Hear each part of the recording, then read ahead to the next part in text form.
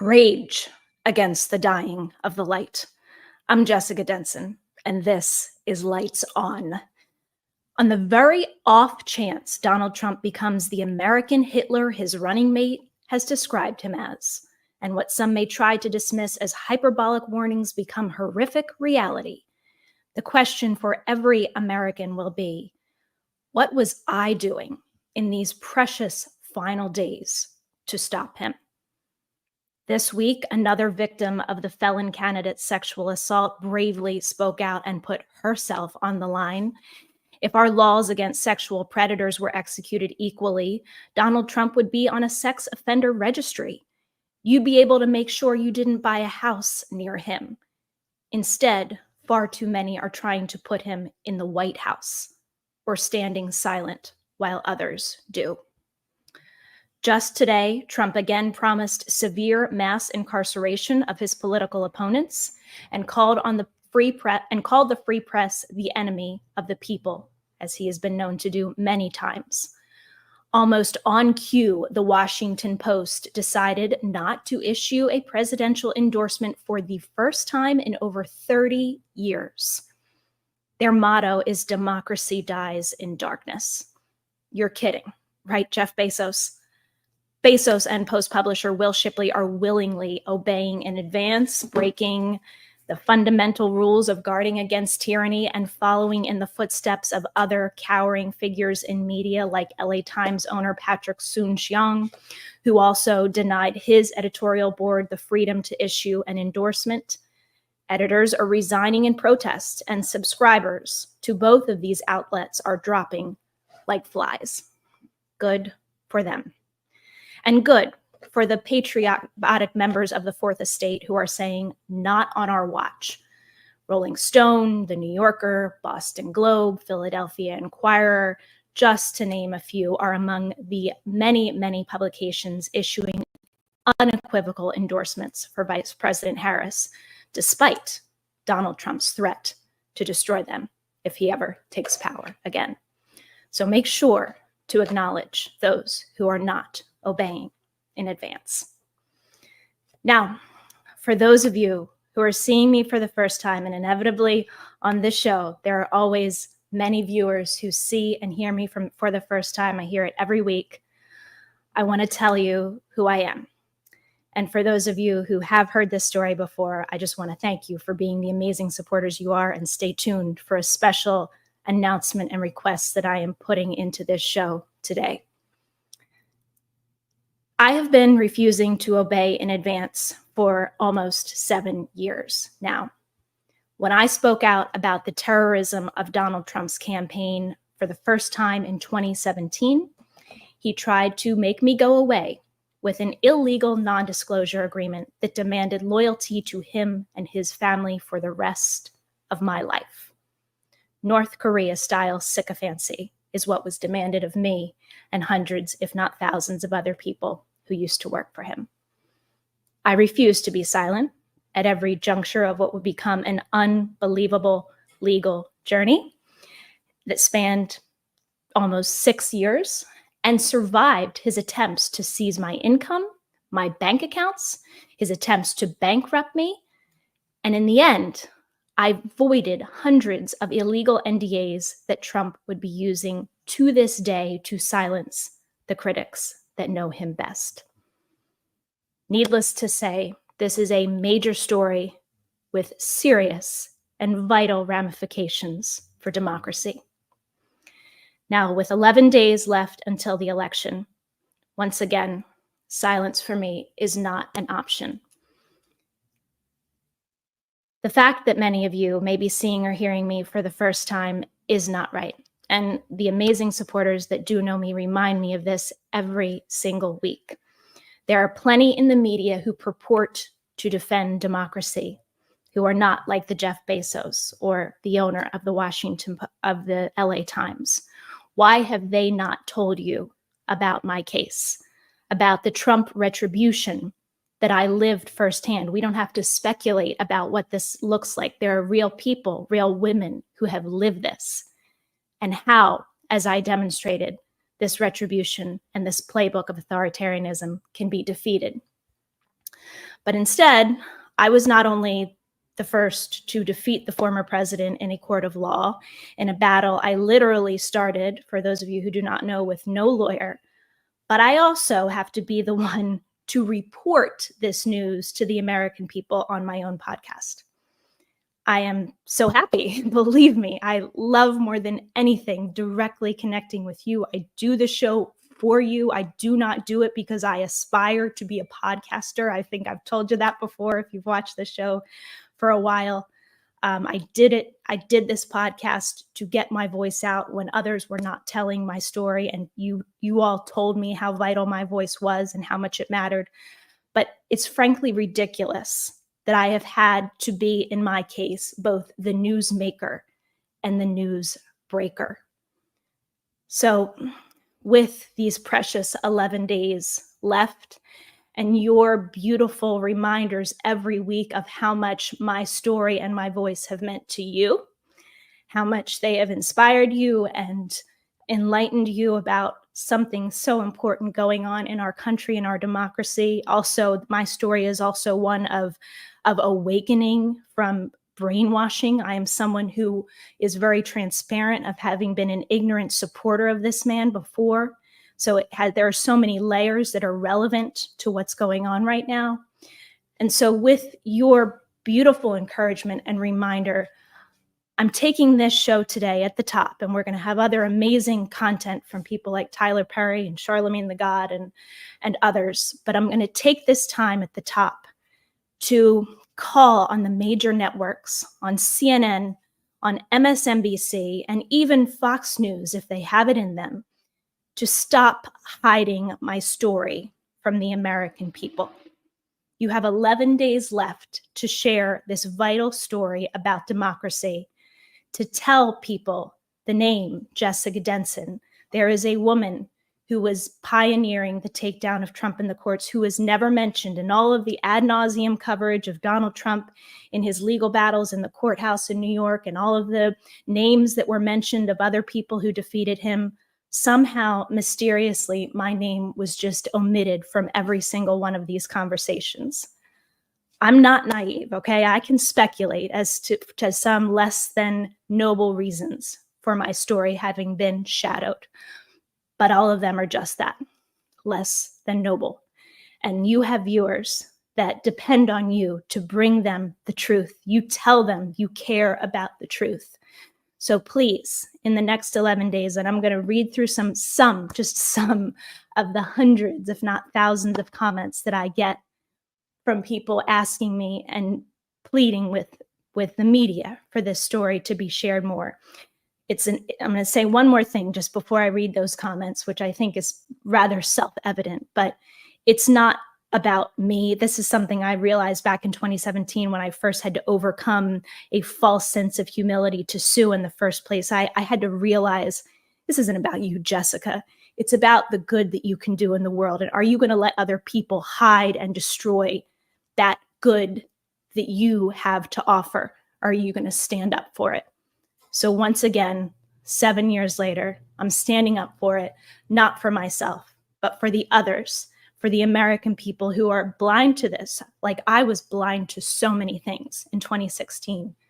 Shed a light on my story, bring it into the homes of the American people, mainstream it with 11 days left. Let the people know that this woman named Jessica Denson exists. All right, everybody. Thank you so much for being with me today. As you know, you are always my most honored guest on these live Friday shows. So let me just share a few of these comments. Some of them were in response to a short video I did last week that tied in my battle against Donald Trump's NDAs to an update that Rachel Maddow did about Stormy Daniels being threatened with another NDA by Donald Trump. Others are in response to a video that I did about a year ago when we had the massive sweeping defeat of Trump NDAs that has literally to this day not been reported by CNN or MSNBC.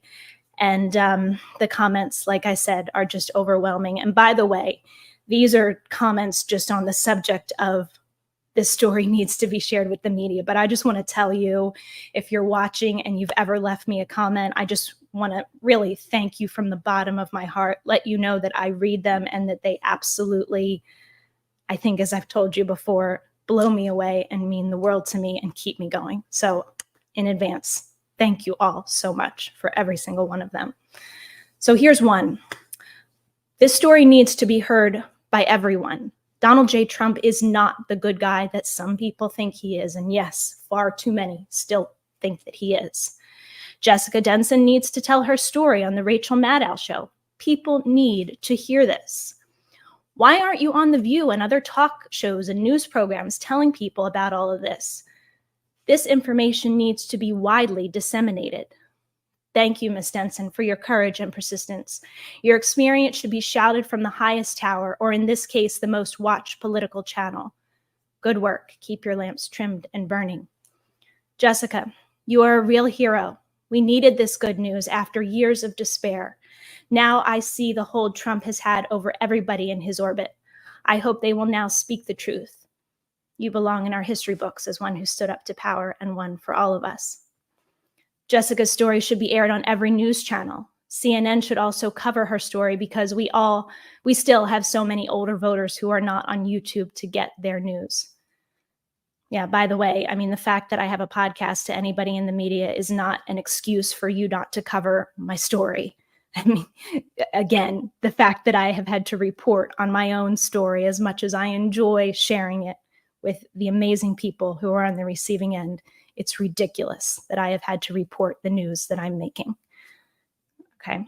Congratulations, Jessica, and your team. And again, it's not disrespect just to me, it's disrespect to the amazing lawyers, to the judges who have had the courage to make these rulings in my cases.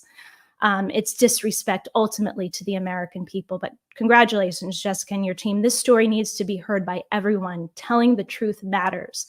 Thank you for what you did. On the topic of this video, I think it's extraordinary your case hasn't received more coverage. I hope media representatives who see this will rectify that. More people need to know about this. Thank you, Jessica, for having the courage to stand up to Trump. If only more would stand up to defeat the fascists threatening our democracy. I do have hope. You're a beacon of light and strength for so many. And thank you to your awesome lawyers. This should make headlines everywhere. It shows the juxtaposition of what free speech really is and the fabrication of Trump's ideals on the subject. Wow, excellent work for the freedom of us all. Jessica, I did not remember your story at all, and I follow politics. Please, keep telling it. More people need to know. More people need reminders of how terrible he is. Yes, this brave young woman needs her voice on CNN, ABC, 60 Minutes, CBS, Politico, and more. Major props, Jessica. I hope the media gets with the program. The world needs to hear this. Keep on speaking truth.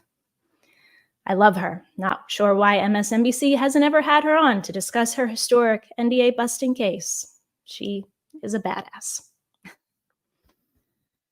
All right, everybody, I want to thank you. Thank you for raising your voices. And I really am. Somebody asked me just last week, they said, what can we do? And without getting in too much into the weeds, I want you to know that I pitch these shows and my team pitches these shows rather regularly.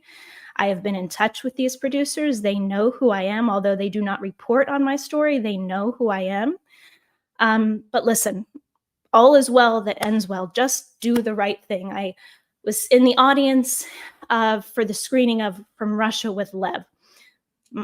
Dear friend Lev Parnas invited me to the screening where he and Rachel Maddow and the filmmakers were there. And after the screening, Rachel Maddow gave a version of a story she's told before. If you ever saw her interview with Stormy Daniels, the introduction to it was along these lines. And basically it was to the effect of their people's lives, flawed people, not perfect people, but people's lives who have been materially altered by Donald Trump and his lawlessness. And I'm going to totally botch her words, but the gist of it was that understanding these people's stories is so vital.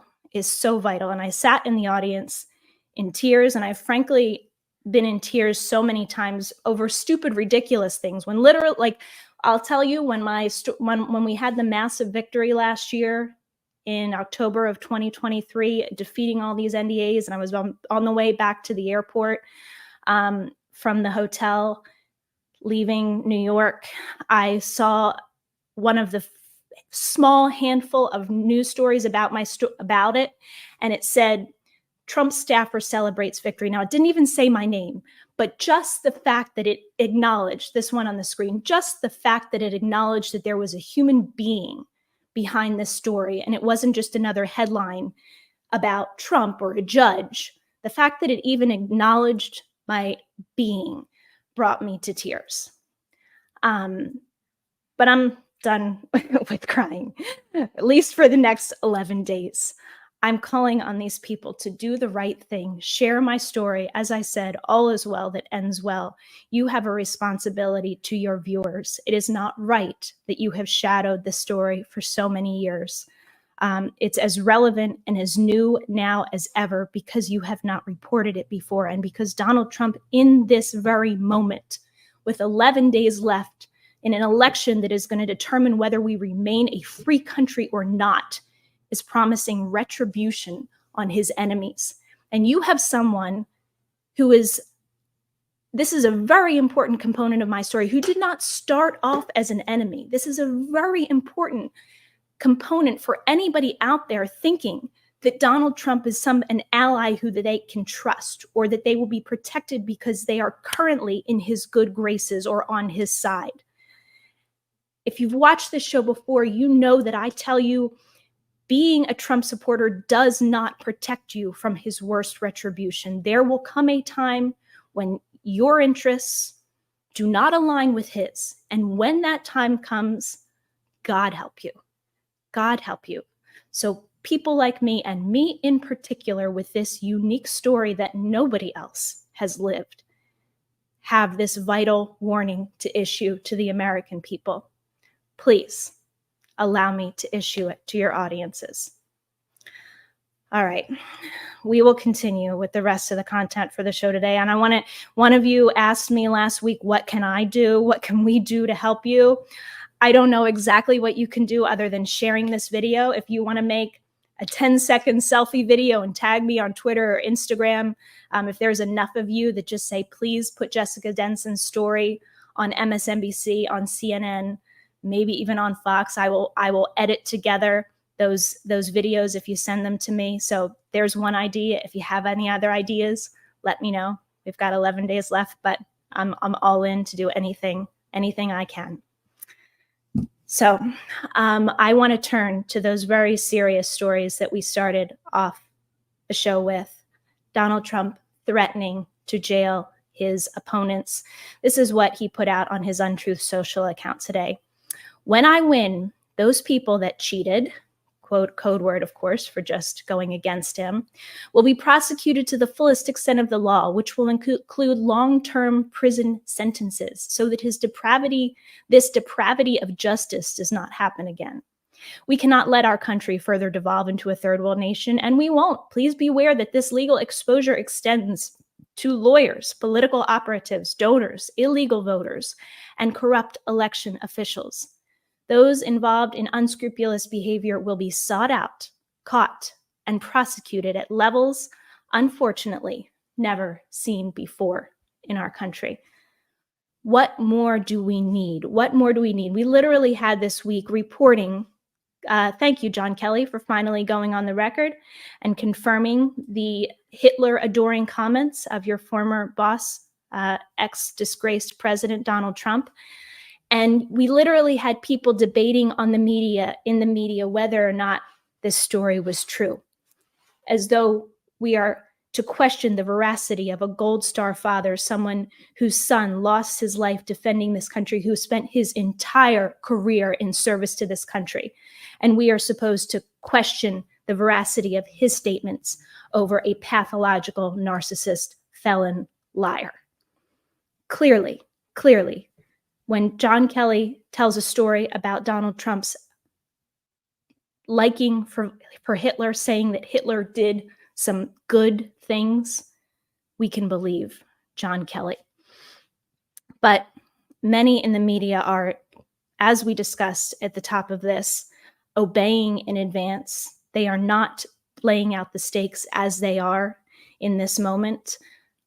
Ian Basson, who is the president of the wonderful organization that came to my aid in this legal battle, Protect Democracy, has been writing about this, writing about what he calls anticipatory obedience that we are now seeing play out with outlets like the Washington Post and the LA Times. And he wrote, Trump's campaign against the Fourth Estate has been unfolding before our eyes far more effectively than some in the press would like to believe. I want to name some names here because I want to give credit to the people that are doing the right thing in this moment.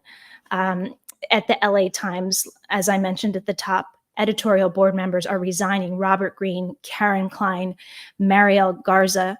Garza wrote in her resignation, I am resigning because I want to make clear that I am not okay with us being silent.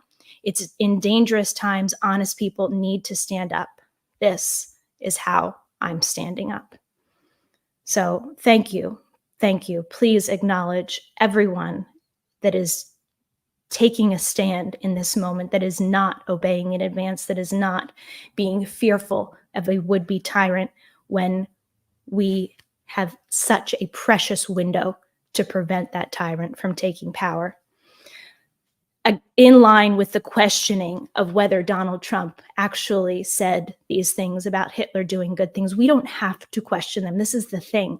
It's in plain sight. It's in Trump's own words.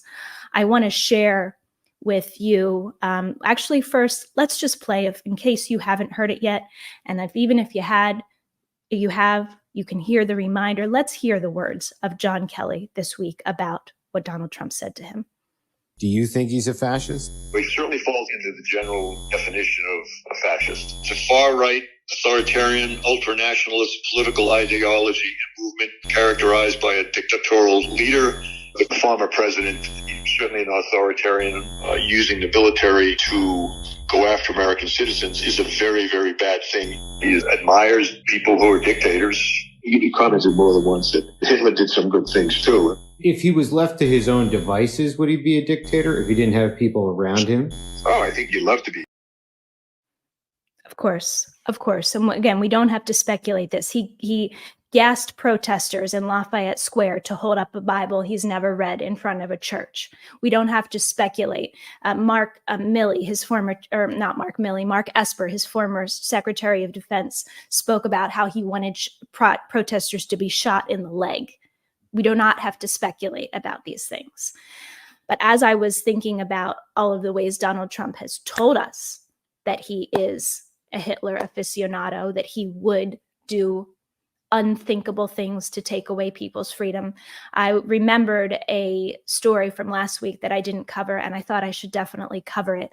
And this is Donald Trump promising to invoke a law from the 1700s that was used to justify Japanese internment camps. I'll describe it more on the other side, but here's the video of him promising that. I will invoke the Alien Enemies Act of 1798. Think of that. 1798. That's when we had real politicians that said, we're not going to play games. We have to go back to 1798. So just to understand, first of all, the fact that he wants to go back 200 years, more than 200 years, we are not going back, right? But let me just explain what the Alien Enemies Act of 1798 was. It was one of 4 laws put in place by President John Adams, as part of the Alien and Sedition Act, meant to protect against French invasion. Now, these laws, this act has seldom been used, but these laws allowed the government to increase citizenship requirements, crack down on disloyalty, and deport non-citizens en masse.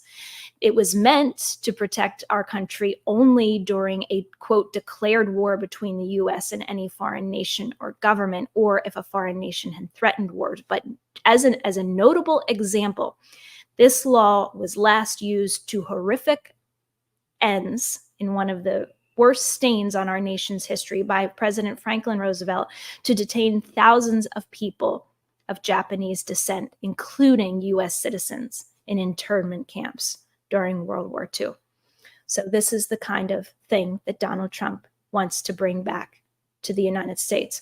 We could also talk, although I don't have it in my notes today, so I'm not going to go into too much detail, but Project 2025 talks about empowering Donald Trump to use the Insurrection Act.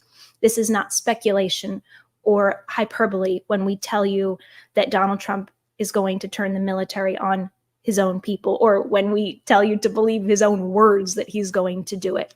They have a playbook. Like Tim Walz always says, if you have a playbook, you're going to use it. They literally have a playbook on how they are going to do these things. Now, what I mentioned about obeying in advance is happening not just in the Fourth Estate, not just in media organizations. I don't know if you heard this story this week, but the Naval Academy disinvited authoritarian history scholar Ruth Ben-Ghiat from speaking at the Naval Academy because her invitation was deemed political, and there was a lot of pushback from the Heritage Foundation. On the flip side, as you see up on your screen, at West Point, cadets had to listen to Elon Musk, who is actually campaigning to the tune of $185 million of his own money for Donald Trump to be president. And that wasn't too political. It was okay for the cadets at West Point to hear from Elon Musk, but it's not okay for those at the Naval Academy to hear from a historian warning about fascism.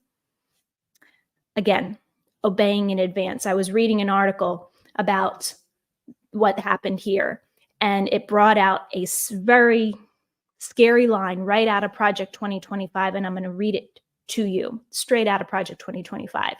Quote, audit the course offerings at military academies to remove Marxist indoctrination. I'll tell you, as a former viewer and someone who was brainwashed by right-wing media, none of them have any idea what Marxism actually is. It's just one of those general pejoratives that they use against anybody who is not on their side. So anyway, audit the course offerings at military academies to remove Marxist indoctrination, they wrote in the section on U.S. military. Quote, eliminate tenure for academic professionals and apply the same rules to instructors that are applied to other DoD contracting personnel. So very, very much a threat. It's right in line with the banning books, trying to eliminate the Department of Education, which Project 2025 and Trump have promised to do. Either abide by our fascist instruction or lose your job. It's a threat. It's a threat. So there are people, as I promised, who are calling this out in the most unequivocal terms. I really enjoyed hearing both them calling out the media this week and the people that are standing up for Kamala Harris at her rallies. We're also, at the end of this show, by the way, going to talk about the amazing coalitions and highlight other Republicans, as I've been doing on these shows, who are coming out in support of Harris. People who have serious qualms, as do I, with some of the policies, in particularly as it pertains to the Middle East, are not putting that aside, but understanding that this moment calls on them, even with all they have suffered, to unite behind Vice President Harris and to let everybody in their community know how dangerous and how very much worse it can and will get under Donald Trump. So we're going to bring all of that back to you on the other side. I was planning on wearing my new merch today to share with you, but I just felt a little bit too serious to do that. But I finally got it in the mail. I got my Lights On with Jessica Denson hat. I know a lot of you have gotten yours too, and I want to thank you for those orders. If you want to order more, you can do that at thejessicadenson.com, which is also a great place, if you haven't heard my story, to find links that tell you more about my legal battle and my story. So anyway, everybody, let's take a quick break for our sponsors, and we'll be right back after that. Hey, I'm here. Sorry about that. So as promised, amazing comments or amazing clips I have to share with you from this week. And I want to start off with Charlamagne the God, who went on with Anderson Cooper last night. And man, he called it out like it needs to be called out. I so appreciated it. Talks about the fact that Donald Trump is a fascist should literally be all we are ever talking about, and how much of us agree with that, and the false standard for Harris and Trump. Here's Charlamagne. Donald Trump, he, for whatever you think about him, if you like him, if you hate him, he is certainly who he is. He's shown us who he is every single day. Yeah, which is a fascist. And it's crazy because you still don't have news networks having that conversation. Yeah. Like when somebody says, when somebody questions Kamala Harris's blackness or is he a DEI hire, y'all will have roundtable discussions about that, asking that question. How come you're not having roundtable discussions asking, is Donald Trump a fascist? Actually, not even asking it, stating it. I mean, when you look at the things that he's talking about doing, jailing journalists, jailing his political opponents, turning the military on American citizens. The guy said he wanted to terminate the Constitution to overthrow the results of an election. How come that is not the topic of discussion on networks like CNN every day? This literally should be the conversation on every single network, every single day. This is all that we have to talk about. And, all of the trickle down implications, the implications for women having no control over their bodies, the implications for migrants and immigrants in this country who Donald Trump wants to round up into detention camps, the implications for the economy where Donald Trump wants to raise prices on everything by his obsession with tariffs, just how bad Donald Trump will be for the economy because everything is just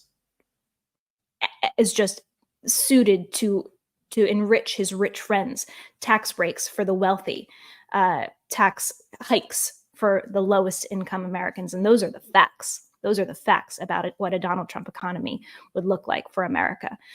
Look at any country that has gone down the route of fascism and see how the economy has been for them.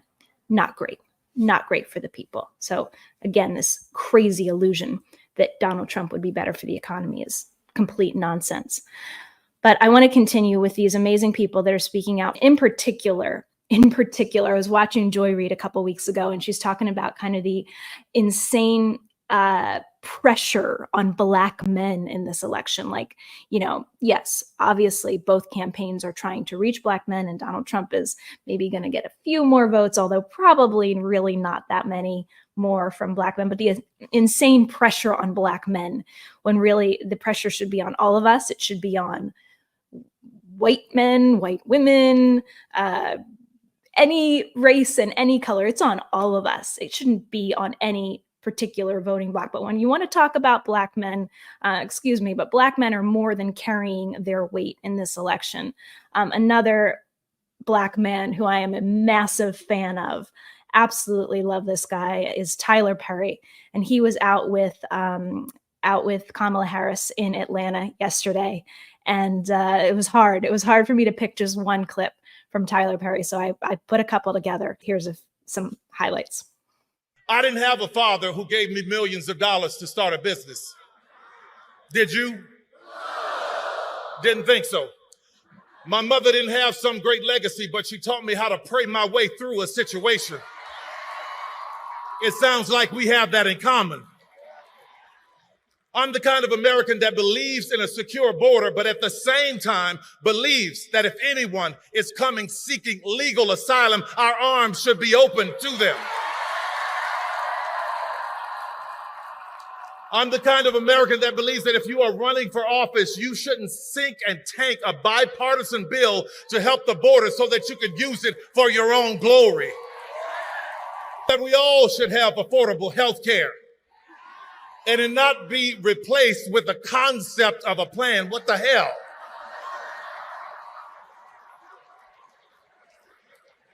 I'm the kind of American that believes that no matter what your party, we ought to be able to sit down and have civil conversation so that we can work toward a solution, the same as I do with our governor, Brian Kemp. I'm the kind of man that believes, I'm the kind of man that believes that the government nor a man should be telling a woman what she can and cannot do with her body.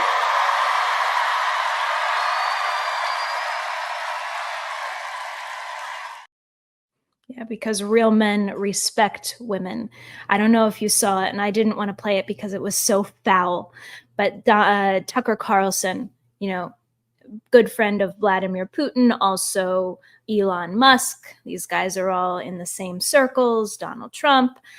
He was at Turning Point USA, this so-called conservative event, and literally was bragging about how he would spank his daughter, who was becoming too hormonal, and let her know who's boss, and he should do that by a good spanking. I'm paraphrasing here, but it's if you can imagine, it's even worse than what I'm saying right now. But speaking of strong men and men that know right from wrong, I really love the way another Black man put this on the campaign trail this week. The beautiful Reverend Raphael Warnock, who we are so blessed to have in the Senate. He was, as I mentioned, in another part of Georgia campaigning for Harris yesterday. I'm going to share two clips from him. The first one is about Black men not being confused about who to vote for in this election. Here you go. Believe that there's going to be this wave. I do not believe that significant numbers of Black men are going to vote for the likes of Donald Trump. I don't believe that. Now, we are not a monolith. There will be some, but there won't be this wave. After all, we know who Donald Trump is. We're not confused. We know that this is the man who was held accountable by the Justice Department because he wouldn't even rent apartments to Black people. We know who Donald Trump is. We know that this is the man who took out a full-page ad in the New York Times and said that 5 young men of color who had been accused of a heinous crime should receive the death penalty. And when it became clear that they were not guilty, when the Central Park 5 became the exonerated 5, he said he still stood by what he said. We know who Donald Trump is. Yeah, we do. We do. I've loved this theme, and it was my theme last week. Like, the American people, we don't get enough credit for knowing better at this point. And I don't think that today's show is different from what I was saying last week. I truly believe that we are going to win this and win this handily. I just think that we have to do everything in our power to make sure that that is the case. And that cannot include silence from any one of us who has the power to amplify the stories that need to be told. So, continuing with Raphael Warnock, he gave another story about being a pastor, and sometimes he looks up to the sky, and he was kind of joking about, you'd think I'd see some big revelation from the heavens, but I don't. I just see geese. And he gave this story about geese that I really appreciated, and another reminder that it's not about us. It's not about the narcissist Trump or any one of us individually. It's what we are doing with our power to benefit the whole world. So here's that story. Fly. Why? Because geese fly in a V formation. And the one out front who is getting all the glory and all of the sunlight, the wind on his face, believe it or not, the one out front is actually working the hardest. But what I like about geese is that when the one out front finally gets tired,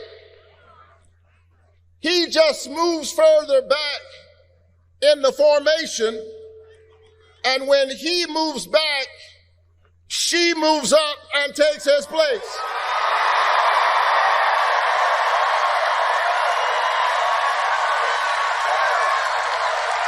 And what I like about geese is that geese do this without an insurrection.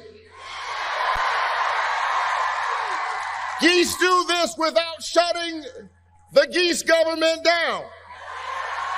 That's because geese understand that my individual location is not as important as our collective destination. We are one people. Let's stand together. Let's rise together. Let's win this American moment together. God bless you. I love him so much.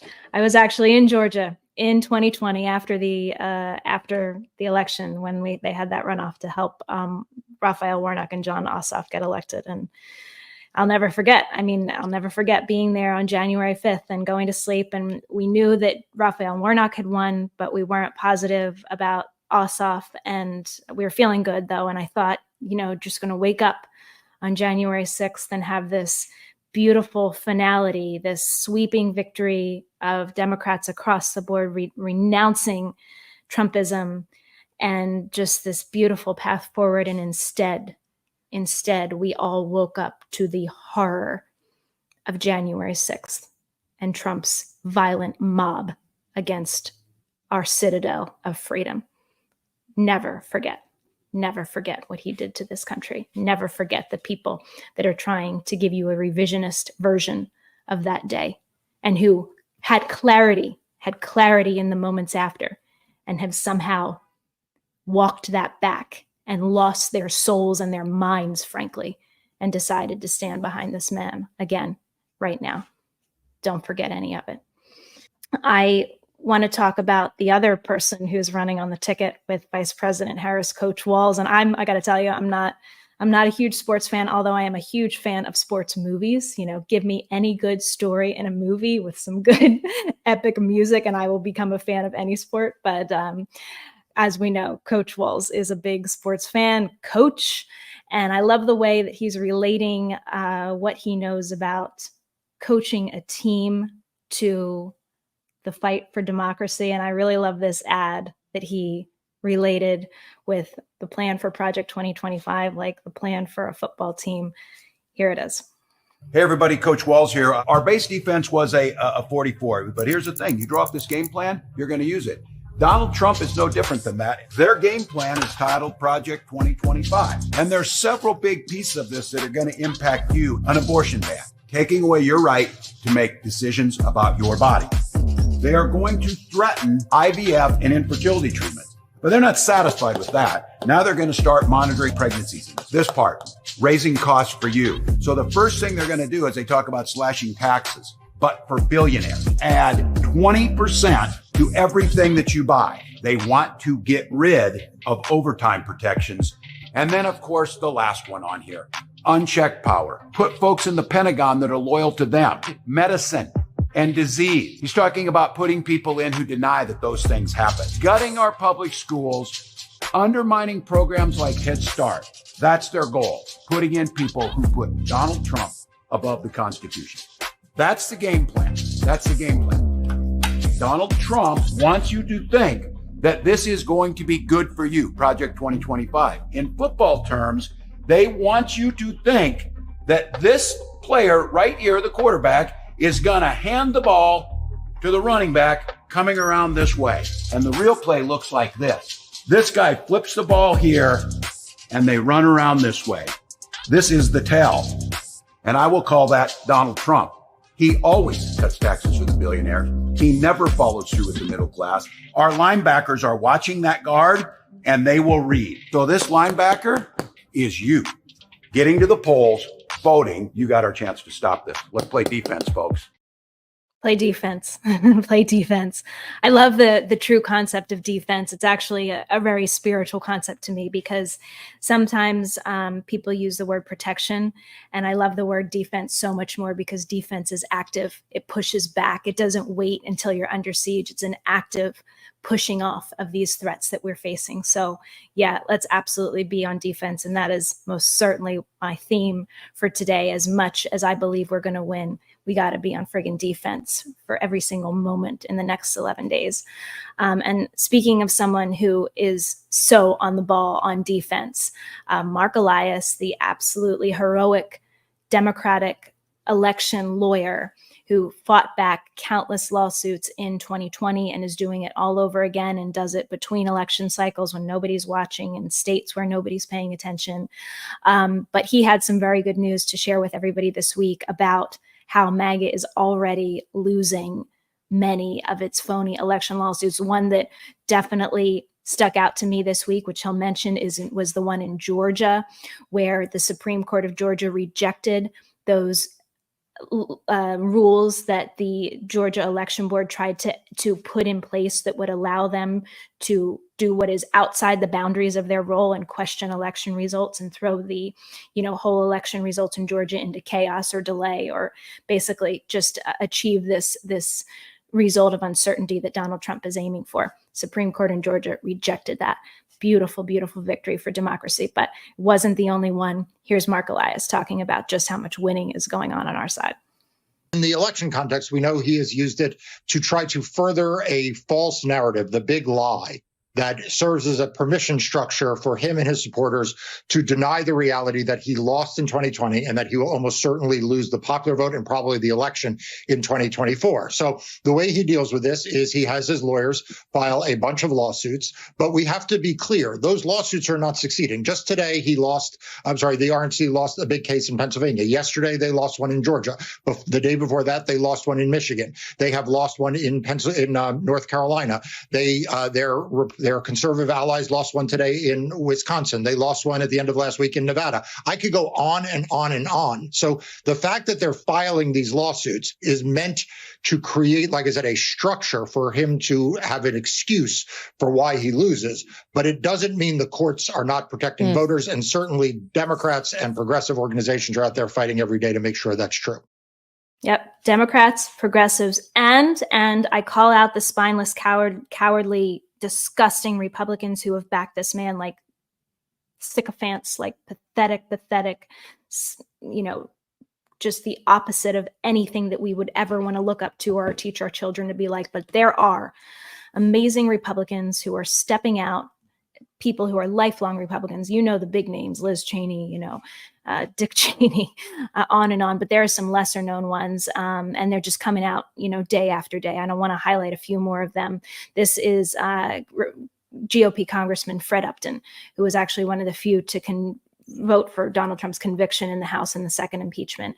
And he came out this week and endorsed Kamala Harris. Here's that endorsement. I've never before voted for a Democrat for president, and I honestly never thought I would. But she's strong, committed public servant. She's running to put people together, strengthen our economy, and protect our fundamental freedoms. We certainly don't agree on every policy, that's for sure. But I know that Harris has the best interests of the American people at heart.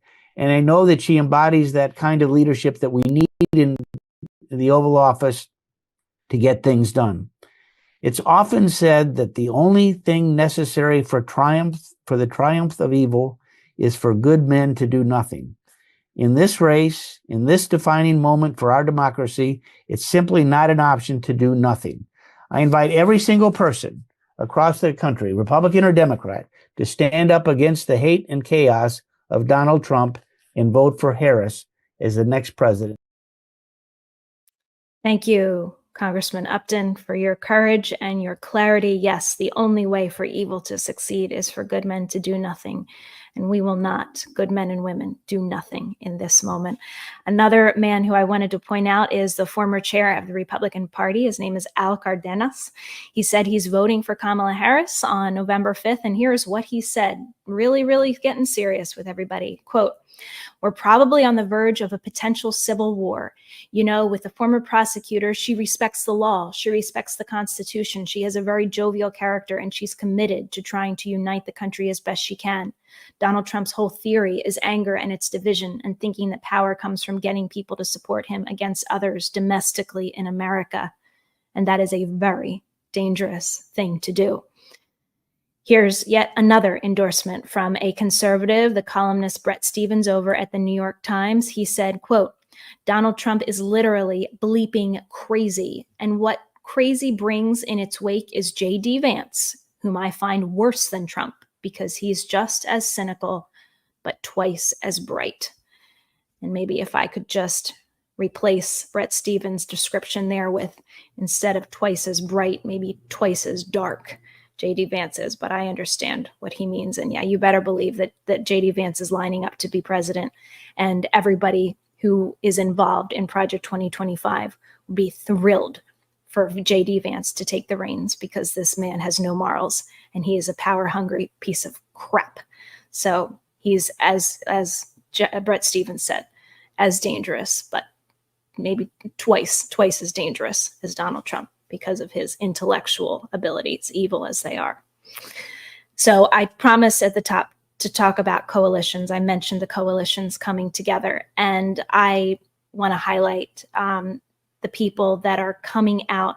You know, if you just juxtapose what I'm about to tell you with people like Jeff Bezos, who he's a billionaire with all of the protections in the world, and he's afraid to have his newspaper endorse the clear choice. And on the flip side, you have people who I'm about to share with you have suffered so much, have watched their family members get decimated in a criminal war on the American dime, and they have valid concerns about the direction of the US government. And yet they are siding with the obvious choice, knowing that it could get so much worse under Donald Trump. I really appreciated this one letter that I found just yesterday from a coalition of Palestinian, Arab, Muslim, and progressive community leaders in Arizona. They issued a statement on the presidential election. I'm going to read from it in part. It says, quote, "In our view, allowing the fascist Donald Trump to become president again would be the worst possible outcome for the Palestinian people. They say in this letter they're, quote, heartbroken and outraged, but, quote, a Trump win would be an extreme danger to Muslims in our country, all immigrants, and the American pro-Palestinian movement. It would be an existential threat to our democracy and our whole planet." You know, as I was reading this letter, I thought back to the George Floyd protests and how Donald Trump tried to portray all of those protesters as terrorists. And really, this is a classic fascist tactic, is you characterize justice seekers as terrorists. And that is exactly what Donald Trump tried to do and has continued to do, trying to downplay the seriousness and the violence of January 6th, and instead trying to act like some destruction of property in the summer of 2020 was on the scale of what he did to damage our democracy. So that is just a tiny hint of the playbook that he would use against pro-peace. I don't even want to say pro-Muslim or pro-Arab or pro-Palestinian, because I'm going to share from you in a minute from some Israelis who are on the same. I don't see this as pro-Israel, pro-Palestine, pro-Jew, pro-Muslim. It's pro-peace, and peace is in the interest of all peoples. He would characterize pro-peace protesters as terrorists, and he already has. He already uses Palestinian as a pejorative. He already has told Benjamin Netanyahu to finish the job. Thank you so much to these Arab, Muslim, and Palestinian leaders who understand this threat in spite of everything that they have suffered and their unthinkable heartbreak that so many of us share with them, coming out and endorsing Kamala Harris. And they also, in this letter, to anybody out there who has friends who are considering voting third party, please share these sentiments with them. They highlight in this letter how voting third party is a very, very flawed option. It will only help Donald Trump. They bring out the example of Ralph Nader in 2000 throwing the election to George W. Bush, and how instead of getting any more momentum behind his movement, Ralph Nader was completely alienated and had a lot of backlash because people understood that were it not for him, George W. Bush would not have won. So this is not a way to grow a movement. There is a promise, at least, even if we don't see what we seems so logical, that this country cannot continue to supply arms to a criminal war, to a criminal fascist leader in Israel who is not on the side of Jews, not on the side of Israelis, only on the side of his own self-preservation, and doing it at the expense of tens of thousands of innocent women, children on the American dime. That